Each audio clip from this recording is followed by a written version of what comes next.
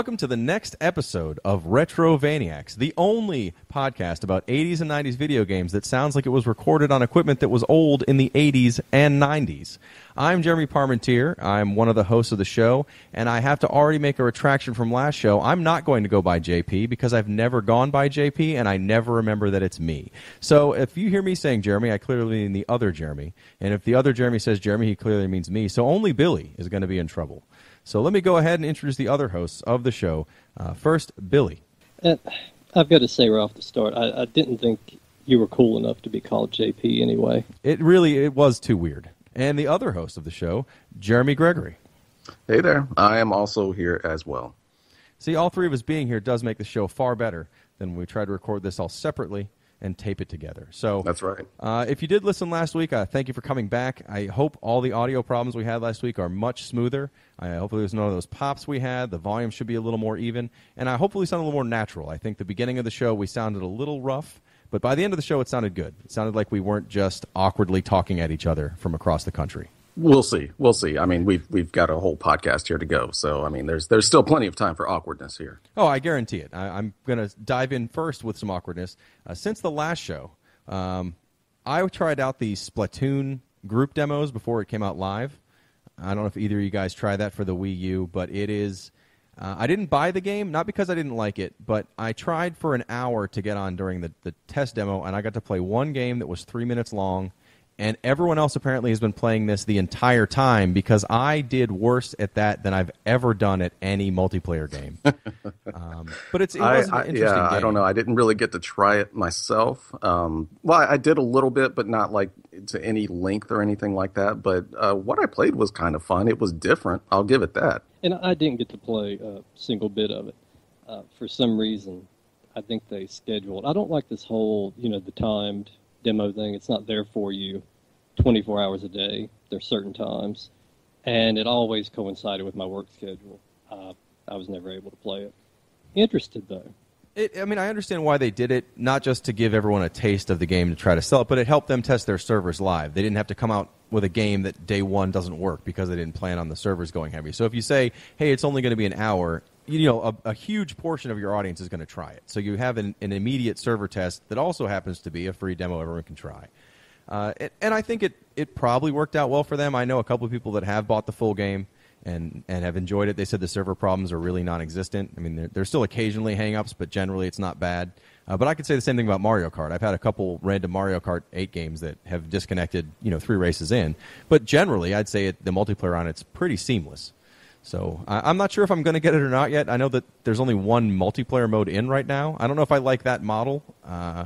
I guess if I had to pick between buying a game now for $60 and getting pieces of it over the next 3 months or buying a game for $10 and then paying $10 for each new piece, I think I prefer the $60, but I'm not still sure I'm sold on it.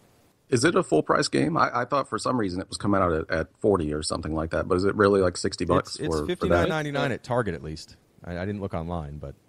Oh, man. That's a little bit too much for a game that's just not really being released all the way. It seems like they're just kind of rolling it out over the summer, which is a neat idea, but I kind of want the entire game when I'm paying $60 for it up front. Well, and then some of the single-player content you only unlock if you buy additional $13 plastic figurines. Oh, yeah, yeah. So I have not bought it yet, but I'm sure next episode I'll talk about how I bought it, and I've been playing it nonstop. But what have you been playing, Billy? Anything since last time other than the game we're going to talk about today? Oh, I could hardly put down the game we're going to talk about today. But other than that, I gave that Wolf Among Us a try. I really like the Telltale, the Walking Dead series they put out. And I gave this one a try, and I really enjoyed it. My wife played along with me. I, did the controlling, and she picked the choices. And I found out you learn a lot of things otherwise you didn't know about your significant other if you play a game like this with them. Such as apparently my wife thinks that saying fuck off and punching people is adequate conversation. But we played through that, and then I went on PS3 game buying haul over the last year or two, and then I moved on to the PS4, so I never went back. I've been making an effort to kind of knock that backlog out. So I sat down and played those Mad Hazard games over the last couple of weeks. Why did you do this? Why did you do this to yourself? I don't care much for myself, Jeremy. I don't care much at all. What kind of game is Matt Hazard? I've never played Matt Hazard. It sounds like it's actually no. That's what's Danger. What's his name? The one that's like a bike game, but that's not it, is it? No. You would be so lucky. This one, the gimmick pulled me in. You play like an '80s action video game, so you know you're a video game character essentially, and the point is the leader or the owner of the corporation that makes the games has a grudge against you because as a child your games were the only ones he could not beat. So he's seen fit to somehow delete you by killing you within the game, and you travel through all these stereotypes of old '80s video games, and it's just horrible. Second one, horrible also. You're really selling these. Well, thankfully, we're not going to talk about those this week, other than that you wasted your time playing them. So hopefully next week you'll pick up something better. I doubt it. What about you, Jeremy? Oh man, what have I been playing? I've actually not had too much time to play much of anything, but what I did kind of get some time to play was The Witcher 3, and picked that up on PS4. And I'm not too far into it. I'm still not out of the starter area, which it's kind of hard to call it a starter area when it lasts 15 to 20 hours. But I'm still in that area, but I really like it.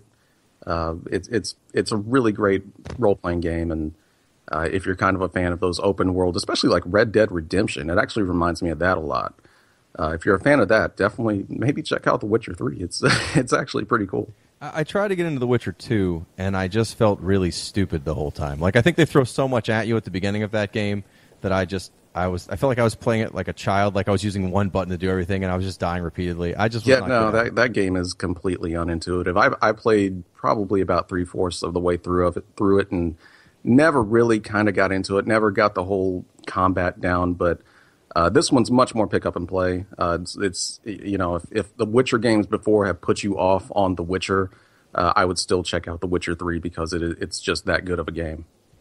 So far, anyway, for the starter area. Well, everyone that's going to run out now and buy The Witcher, just hold up. Don't buy The Witcher yet, because we have this right. week's game, which is going to blow The Witcher out of the water. This is true. Last week we talked about a Super Nintendo game, Axley. This week, as we announced at the end of last show, we're going to cover the NES classic, LowGMan.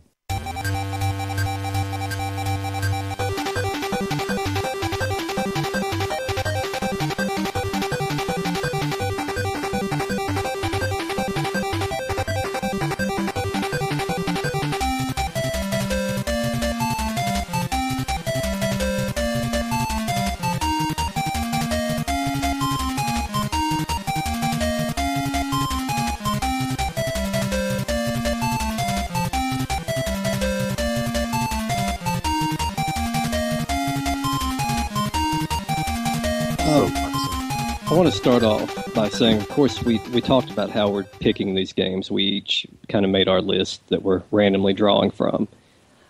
I feel like I have to take ownership and responsibility. This one was mine, and I want to publicly apologize to both of you.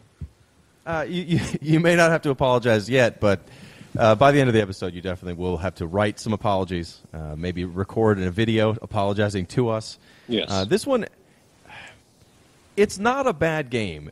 At least it's not a bad game. By every piece of it, I've tried to understand why I don't like it. And there's a lot of things in it that I think are good ideas, but as a whole, maybe it tries to do too much. I don't know. It ends up being really, really boring. Oh, it certainly drags on, and I think you guys, I don't know, how far did we get through on this thing? I have to unfortunately say I tapped out pretty early. There are 5 levels, I guess 5 worlds in the game, and I made it to 1-3, the first boss, and angrily swore I'd never play this game again.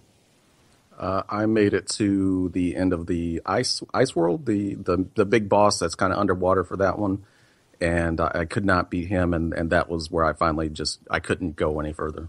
Well, I don't know if it's with pride or shame, but I powered through to the very end of this one. That's 2 for 2 for you, Billy. I've got a lot of time lately. If these were man challenges, you'd win both of them so far. Oh, yeah. The manliest man of us all. So before we get into how far we got and why exactly we did or didn't like it, first off, the background story to this game is is mind-blowing. I mean, when you turn the game on, I actually wrote it down because it's the most in-depth video game story of all time. I, too, have written it down. Here's the text, and I'm sure I will play the music while I'm reading this because it's quite impressive. It was a robot-producing exploration planet like any other. Large cities, beautiful sunsets, but then they came. We'll send in a LowGMan. That's it. That's all you got to work from. That was really good. What more do you need? Did anyone happen to look up the actual instruction manual? No, I did not. I wish I did. I broke my own rules and did look up the instruction manual, and I'll get into why in a little bit. But in the instruction manual, there's like a 2.5-page story that makes a lot more sense than what we just read out. The actual story is that it's a planet that produces robots to do exploration.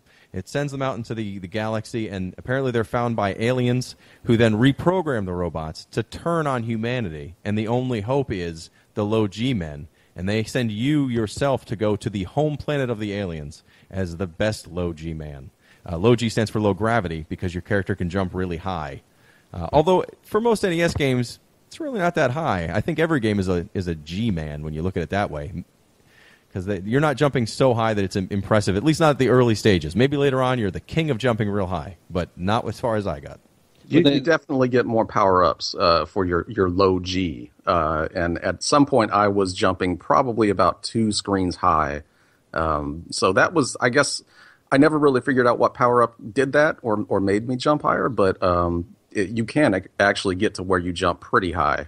Well, yeah, and the back of the box does proudly state that in this, one of the features of this game is the fact that you can jump 1 3/4 screen high. Well, I didn't make it that far to see that I was jumping that high. It was definitely a high jumping game. It wasn't one where I thought, well, this is dumb. I'm not even jumping very high. It definitely earned the ability to say that you jump high, but I wasn't that blown away by it. The actual gameplay is a standard for the 8-bit area side-scrolling game. It actually, for some reason, reminded me of Ninja Gaiden a lot, even though it plays nothing like it whatsoever. Maybe it's the animation or just the size of everything, but it felt like that. I think the first level hurts this game immensely because it's literally as the boring level as you've ever seen. Yes, totally. You walk to the right slowly. You fight one enemy at a time, of which there were only like 6 enemies in the whole game as far as I got, with no variance whatsoever on what they do. And then you get to a boss that is not impressive by any means after killing about 6 guys, and then you go to the second level. I think that doesn't help you sell how exciting this game is where you can jump all over the place when you're on a flat plane. No, and it also took me, this is one reason I wish I actually looked up the instructions. It took me a good minute to figure out that I was actually not killing people by shooting my gun at them. I was just freezing them. Had no idea that I actually had a javelin that I could use, so... once I figured that out, then I think I kind of, it was a little bit better. But yeah, that first stage is just so goddamn boring. Well, yeah, the javelin certainly, it opens it up because, as you said early on, it's the only way. You shoot them with the freeze gun, they're going to come back. The javelin's the only way to kill them. My only trouble with the mechanics with it, you can only use it straight up and straight down. No side to side. Or any such thing. Right, and so basically, as you're running to the right, or the left, I guess, if you felt like turning around, but as you run to the right, you would fire your regular gun, which is a freeze ray. It turns the enemies blue after 1 or 2 hits, and then you can hit them with your javelin, which is the same attack button, but you push up or down to use the attack button, or to use the javelin with the same button you'd shoot with. So it is not intuitive at all. That's the reason I had to get the instruction manual. I'm sitting there shooting the same guy over and over again, and nothing was dying. I couldn't figure out how to use another weapon because you're talking about a 2-button configuration. And after I killed one guy, they dropped one of the guys dropped like another weapon, and I thought, oh great, this is where I get a fireball or something. And you get like 2 shots of it. Yeah, totally. Like, oh man, 2 shots of a fireball that doesn't do that much damage at all. This is not what I thought I was going to do. So essentially, the basic gameplay is you freeze guys with your regular gun and then try to find a way to either jump up and hit them or jump on top of them and stab downwards, which also is bad because almost everything drops items when you kill them. Most of the items seem to do, they either give you those, there's 4 like optional weapons, a fireball, a boomerang, And then 2 weapons that I didn't see as far as I got, but it's like a wave and a bomb. I don't know if those are very good, but I say the fireball is garbage, and the boomerang is even hotter garbage. And I would never, ever recommend using it. Unless I'm using it wrong, but as far as I saw, the boomerang is totally worth it. I didn't really... They give you those special weapons in such limited number that I never use them. I mean, I'm one of those people that when I get a special weapon, I always save it. Because I always think there's going to be something that I need, 99 of these things for.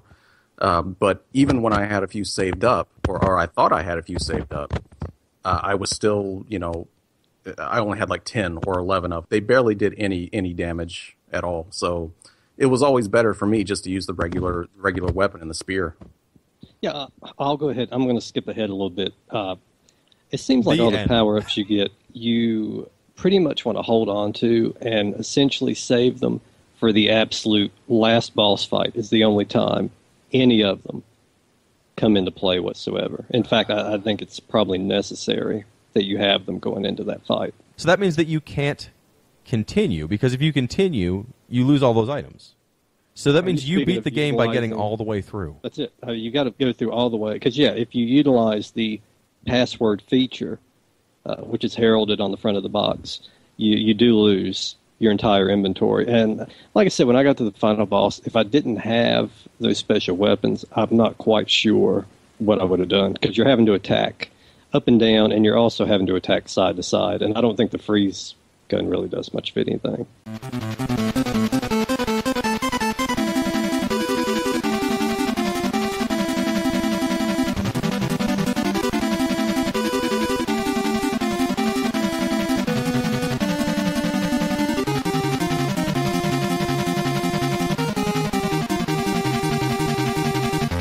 So yeah, I made it to, like I said, the third part of the first world. So there's, level 1 is that straight sideways level, and level 1, 2 is a more standard level where you can actually go up and down, and that's the first time you get to use an opponent's vehicle, I think. But essentially, there's a couple guys that you can kill. They're in walkers, like another Ed 209 sort of walker. Yeah, and he's right there. If you kill them, then you can take them over.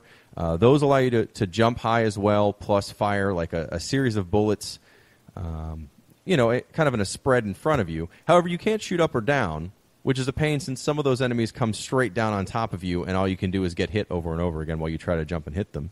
That's okay, though, because later on you get that terrible flying machine that can shoot bombs, but they only go basically straight up and then straight back down. So it's almost just as garbage as that walker is. I did get that as well. That's the hovercraft's kind of vehicle. Also, right, on that case, in order to hover, you have to keep pushing the jump button to do little boosts up in the air while you're shooting these bombs that you're not even shooting them. You're essentially just lobbing them like baseballs, underhanded in front of you, and they hit nothing of value. And it's a pretty terrible vehicle. Also, I don't understand why. In the second level, there's the first time you see there's people you're supposed to save that are stuck in these cages. And you can hit them with any of the vehicle weapons and nothing happens. Nothing. Yeah. But if you lose your vehicle by either getting out of it on purpose by hitting select or just getting hit enough, you can just walk up to it and hit it with a freeze ray, which makes no sense at all since it's a freeze ray, and it breaks them right out of their cage. Yeah, you actually have to, if you're actually doing good with the vehicle that you're in, you have to destroy that to get out of it. You can't just spawn that back to save, after you've saved those guys. So that was kind of strange to me, and it didn't really seem like it was worth saving those guys anyway. They just give you another little thing to pick up, which I'd never figured out what half of those icons do when people drop them, but that seems to be the only thing they ever do for you.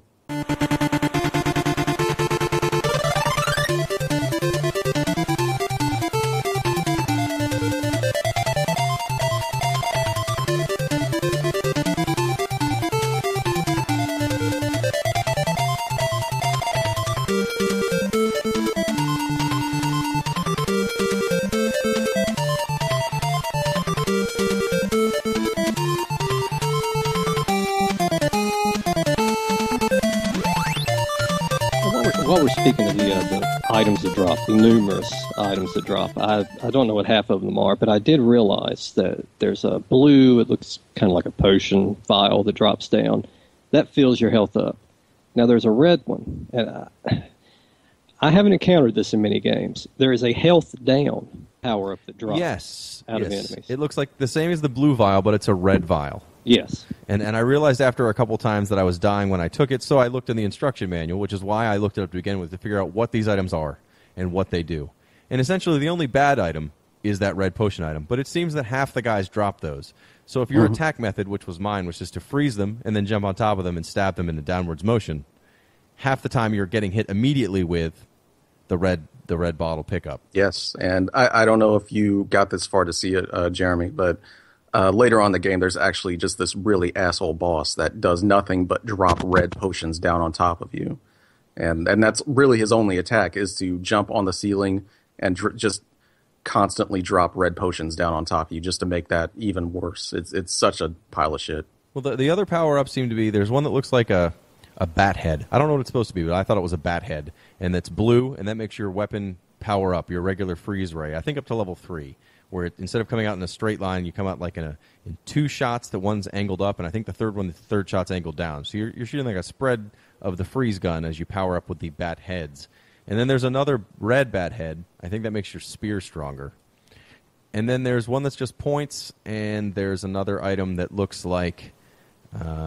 I think it's supposed to be a belt. I'm not sure what it is, but that's what makes your jump higher. It looks like almost like military bars, like a V with a dot on the bottom. But that's what makes your jump higher. And I'm not sure what that's supposed to be, but I would never figure that out on my own because none of it's labeled at all, and none of it makes sense. Why does a bat head make your gun stronger? I don't know.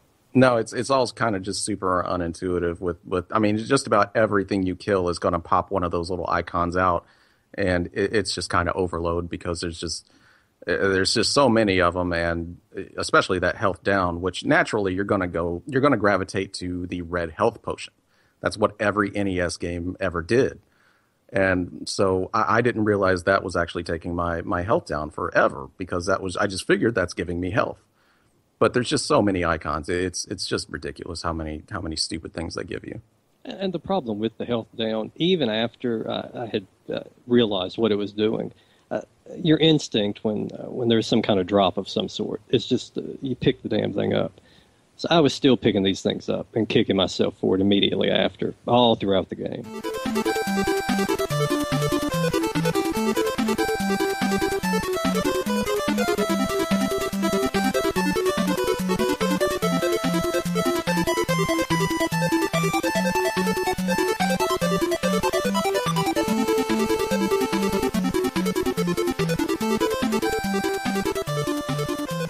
Thankfully for me, my game didn't go much farther than this. I got through this level, the 1-2, I guess, and got to the first real boss fight, which they called cleverly Metal Head, because you're supposed to jump up and stab him in his metal head.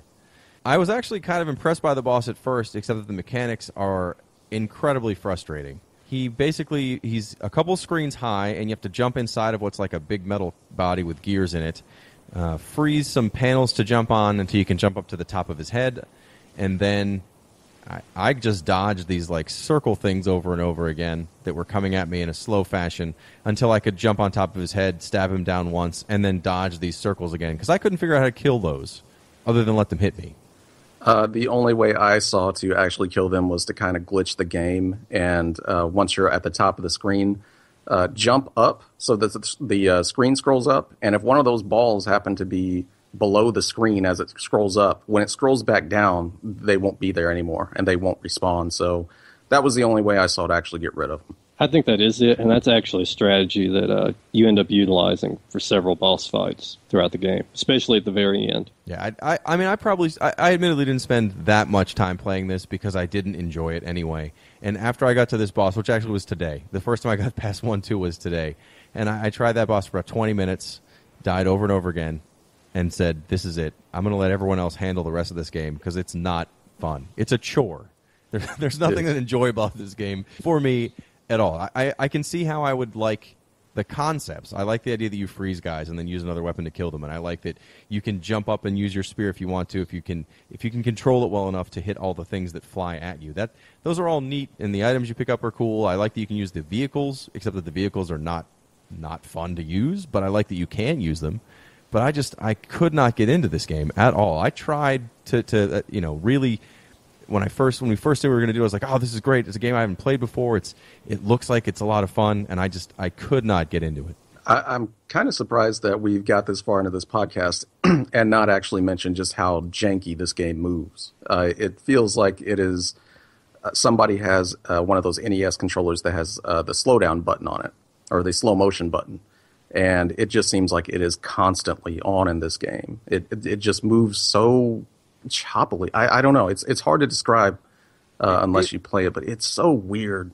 It never feels right at all. Yeah, it's the animation. I thought it was animated weird to the point where, admittedly, I did not have the cart for this, so I was playing this through other means, and I thought it's just that I'm not using the official cartridge. Like I figured this was just a poor version of this experience. But no, apparently all versions of this game play exactly like this. Oh, they all play shitty all around. And the problem is in later levels, and this is almost where I called it quits, the game decides it wants, just for a brief period of time, to be a legitimate platformer. And there's a lot of really precise jumps that have to be made. And you're in a tight corridor. There's enemies shooting at you, and you have to pull off these jumps. And I've found with just how slow it moves and how kind of unresponsive it can be at times, that's probably the longest stretch I spent on one area. Just because the game's, it's just not made for that. I don't know what it's made for. Not for enjoyment. So since I didn't make it past the first world, I did go on YouTube and look up the other levels just so I could at least see if the game, maybe after the first world it really opens up and becomes another amazing game. But it looks to me like the exact same thing every level, different backgrounds, but it looks like the game never really enhances itself. It's always the exact same game. Yeah, and I'll give it, that it's got a decent variety, and just, every other world looks, really kind of strange and neat looking, but it just kind of plays the same the whole way through as far as I could tell. It does. Not much changes. I found a lot of the enemies just kind of get their, they get the palette swapped out. You go to the ice world, and same enemies from the first couple stages are back, only they're white now, and that continues just kind of throughout. They did try. Each little stage does have its own thing going for it. I mean, you go from mountaintop to a volcano, ice world, submarine. Just it still manages to just be kind of bland altogether. Well, yeah, I will say that I really, really enjoyed the whole aesthetic of the game, especially later on in the game. It gets really, really weird looking that you just really didn't see back a lot on the NES. There's this one stage where it's a vertically scrolling stage, and by the time you get to the very top and fight the boss, there's like this crazy just alien in the background just looking at you. And there's little things like that here and there that it's just a neat looking game to me, but it wasn't enough to keep me playing or to really keep my interest. Well, and like I said earlier, I think if I would have had this game when I was 12, I would have put the time into it to really learn how to play it better, and I would maybe be today talking about how great this game is and how well it's held up. But I think the benefit for me not playing it before is that I can say without a doubt it is not holding up well. It is not a game I would recommend to anyone to play who has not played it previously. There are many better versions of this kind of game on the NES. Almost anything by Konami. You can pick any of those games, and it's a far better version of this game. I never even saw this as a kid. Never heard of it, nothing in the magazines or anything. And I only actually heard of it in the last 4 or 5 years from everybody calling it this kind of looked over NES classic. And so I was super excited to play it this time, and it's just not good. It's not a good game. I don't know where this, it must be, the nostalgia and everything like that, but it just comes off as just a bad game to me. I don't know. And this was one of my picks because I really enjoyed this one.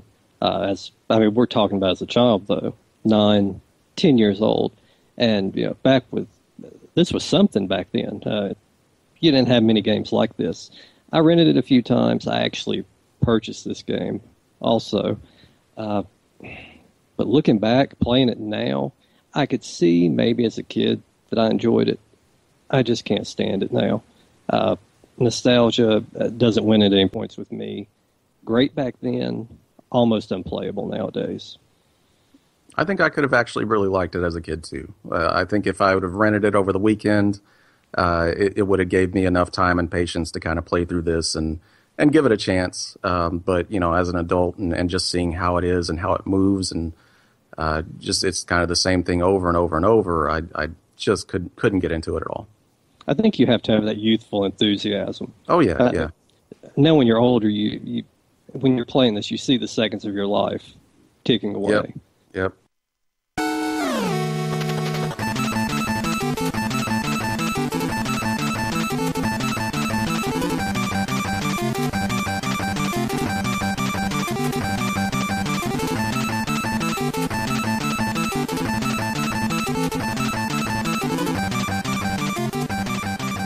Well, you did get to the end and beat it. So is there any point, even at the last boss, where you're finally like, this is where the game really was going to? For me, it just seemed like it was story-wise and everything. Like, yep, you're one man versus an army, and that's it. And I got to the first boss, and I was like, there's no reason for him to be a giant metal head, but who cares?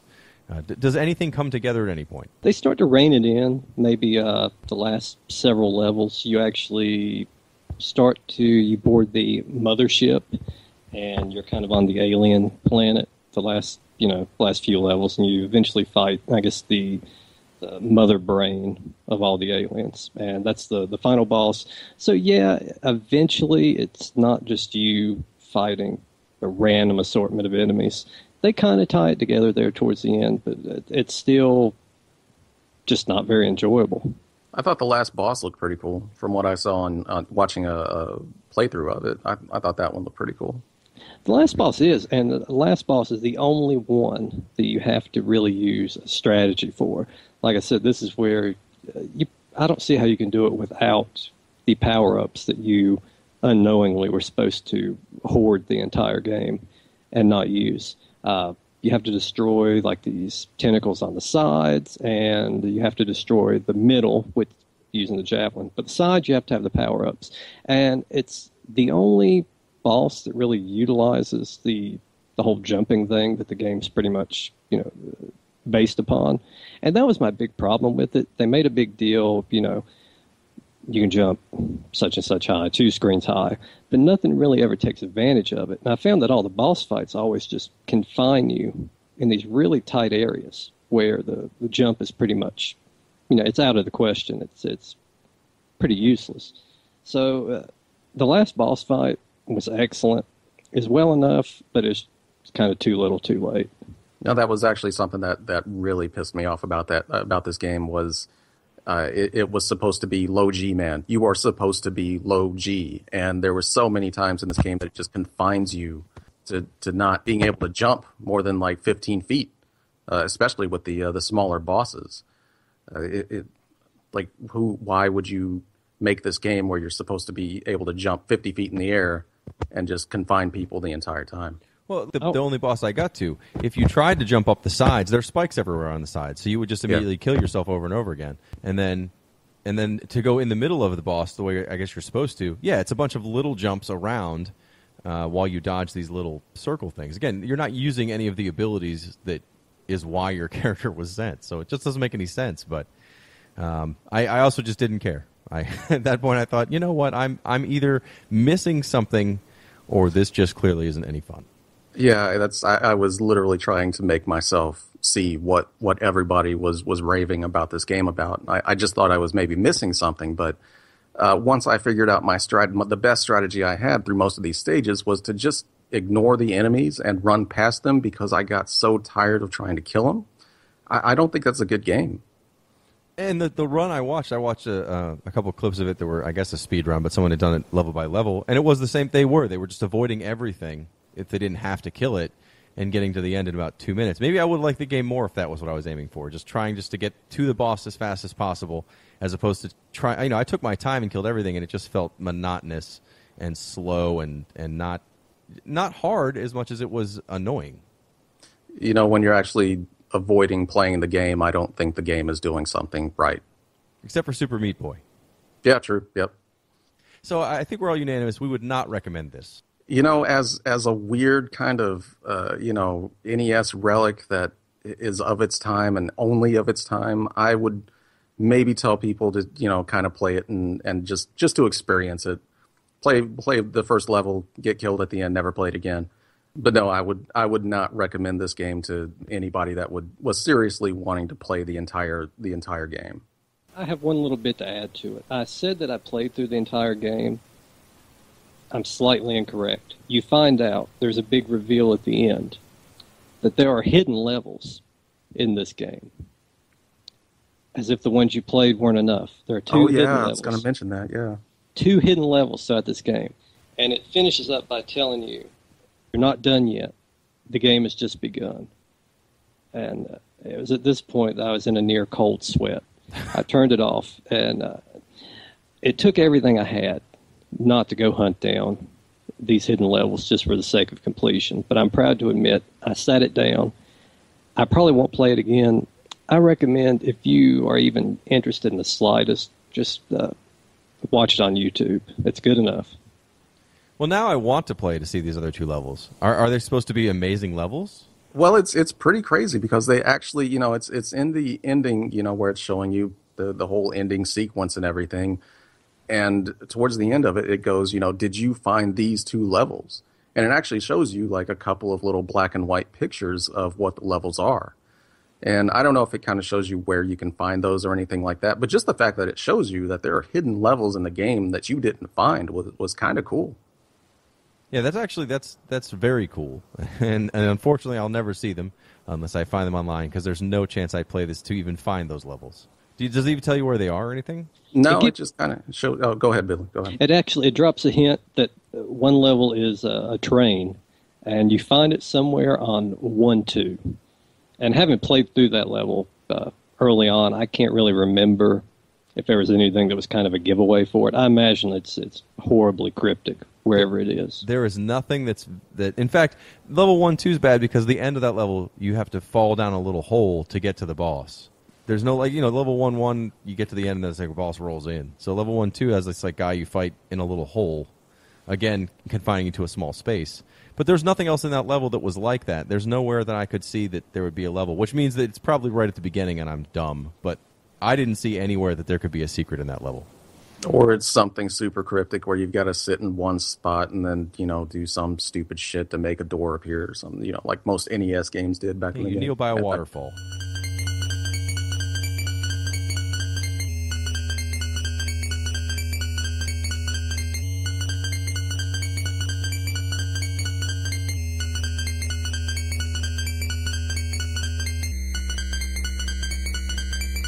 Well, before we announce what we're going to do next week, we did actually get a piece of listener mail, which is unbelievable since we have not really mentioned this podcast very much. Jeremy, did you get the mail? I did actually get the mail, so I have it here if you want me to continue with it. Go for it. All right, so hold on here. Let me pull this up. This is from Nate in San Diego, and his question is, as a kid, my first game system was an Atari 7800. One of the games I owned was the infamous E.T. for the 2600. I put a lot of hours into this game and was surprised to find out years later that it was considered one of the worst games of all time. What's your opinion on this? Why do you suppose so many believe this game to be worse than many of the other, in my opinion, much more horrible Atari 2600 games? Well, I think there's a couple parts to why people think it's the worst game. One, it is honestly not a good game. It's not a terrible game by many standards, especially if you look at the 2600 library. But it's a game that had many problems. The biggest one being, as I recall, if you fall into a pit, you've pretty much lost your game. You're going to have to try to get out, and you have to really finagle the controller to get out of a pit. Like you can levitate as E.T. to get out of a pit, which he never did in the movie, so I don't know why he does that in the game. But I remember that. That's all I remember was if you fall in the pit, you fall in the pit over and over and over again. Otherwise, I do remember playing that game a good deal and getting parts of the phone. I don't know if I ever actually beat the game or not, but I definitely played it, and there were many worse games. But the big deal with it was that they spent a lot of money on the license, a ton of money on the license, and they thought it would be like the biggest selling game on the console, and so they had a lot of them ordered. And it did sell pretty well because it was a Christmas title. But because of those problems and because it was rushed and because kids couldn't figure it out, people were actually returning the game. So even if they sold, let's say, $1 million worth of product, they were getting back $600,000 worth of game. Yeah, and I actually watched a documentary that was released not too long ago. I think Xbox did it, called Game Over, and it's this documentary on the whole of just kind of how ET came to be, and some little behind the scenes stuff about the guy that made Yar's Revenge was the guy that did ET, and they basically just gave him a few months to make this game. And what it turned out to be was just what it is. But Atari bet so big on that game that it just, when it went down and crashed like it did, there was just no coming back from it. Well, it was already late. It was already at the point where they needed another big. There were other things on the horizon. Video, home computers were really getting a much larger piece of the market, and they needed a big game like that, and it just didn't deliver. And I think a part of it now, nobody is going to defend it when someone says that it's a bad game. It's clearly an awful game. Look at the company. Like you said, look at the company it kept on the 2600. There's a lot of bad games out there. I think nowadays it's almost, so to speak, it's fashionable to talk about how ET is the worst game ever.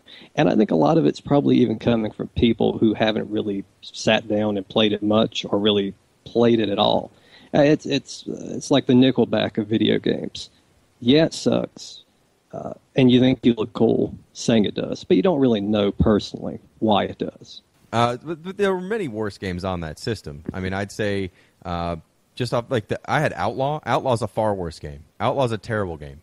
If you want to play a game where you shoot your opponent, play Combat. It's a much better version of that same style game where Outlaw, you're on two characters that are about 2/3 of the size of the screen that don't move half the time. That's a miserable game. Haunted House is a miserable game. Yes. Oh, the 2600 is just a landfill of terrible games. But back then there wasn't the internet, and really the only thing you had to go by was maybe a couple of magazine articles to tell you which games were what. And just there were so many terrible games. I think ET was just one of those things that was one of the straws that broke the camel's back with consumer trust towards Atari and just what Atari had left in the tank after everything went bad with it. I think the worst game, it has to be their port of Pac-Man. I mean, everyone had that game, and it was Pac-Man's dog shit. I remember that game it being terrible, awful. I had it on Intellivision, and it looked like the arcade. It played like the arcade. It sounded like the arcade. It was incredible. And then I had friends with the Atari 2600 trying to tell me that their Pac-Man was good, and I couldn't even play this. It was flickery. It made the worst sounds. It was absolutely the worst sounding Atari game. And that was one that I did see the same documentary, the Game Over documentary. They I don't have the exact numbers, but I'm just going to estimate to make it simple. They had, let's say, 1 million units in the country sold of the console, and they made 2 million copies of Pac-Man. Like, they made far more than any they could ever sell, assuming that it would sell another, double their console market. That's probably the bigger piece of what killed that console. I would say so, because it was such a miserable port, and like you said, it was made worse because I had the ColecoVision. Every other console had, as close to an arcade port as you could get, and this thing was just an abortion of the arcade game. But the 2600, I got to say, the worst one I had, I don't know if you guys had the pleasure of playing this, 2-player game called Sneak and Peek. It was a hide-and-seek game, and the way you played it, you had essentially 2 stick figures in a house. The second player would cover his eyes. In real life, count. You would hide. Was that game? God, yes, I remember this. Oh, God, yes, this is terrible. And I remember sitting there so bewildered. Why don't we just do this, for real? Why are we doing this? Why are we playing? And this was at a young age, back when I was excited to play any video. You sit me down with anything, I would play it, obviously based on our game of the day today. Sneak and Peek still ranks one of my worst. Probably the worst 2600 game I've played. But I can't tie that to the fall of Atari. No, not quite. No one's ever heard of that. I'm pretty sure it was not the cause of the fall. But many games like that. There were not a million, that's way too high. But there were plenty of games that came out that were, just not good on that system. And they were not monitored or regulated. It just was a free-for-all of garbage. So... No Nintendo seal of quality at Atari back then. So hopefully we answered that question. My question to the listener who had the question is, how did they even get a question to us? We didn't give out any way to reach us. I demanded it. I held him on Google Chat earlier. And I was like, we need a question so we can do this. And he reluctantly gave that one. So that's how we got that one. So just wanted to kind of try it out and throw this into the show and see how it went. So in the future, hopefully we'll have some more questions. Well, how would anyone get a question to us? We do have a Twitter account at Retrovaniacs. And what do we have something on the website, retrovania.net? We are on retrovania.net. We are also on the Facebooks at Retrovania. So if you like to do your Facebooking, you can also find us on there. We're also on YouTube. You can look us up. We're at Retrovania. And all these links are also on our site at retrovania.net. And I feel we also mentioned we had an iTunes review come in, and which is a big shocker. And even more shocking, it was extremely positive. I don't think they left their actual name, but just a thank you. Yeah, and please, if you're listening to this on iTunes, please, it's free to give us a review. It actually helps us a lot because it gets us some visibility.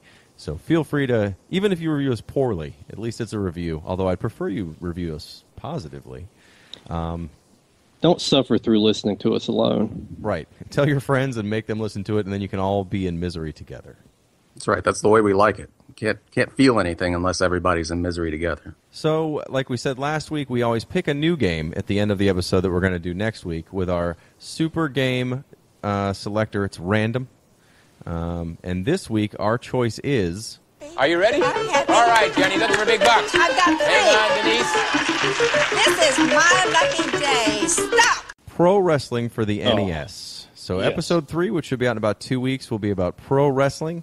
I had this as a kid. I think I still have a copy now at my house. I'm looking forward to this. Unlike LowGMan, this one's one I know I can play and not hate myself. Yeah, I love that game as a kid. So I know Billy's super excited for this one and will be just constantly bugging me to getting us to the next podcast to talk about it. So looking forward to actually playing this one again. Yeah, I was gonna ask. I was gonna wait until this was over, but I was gonna see if we can just record it tomorrow.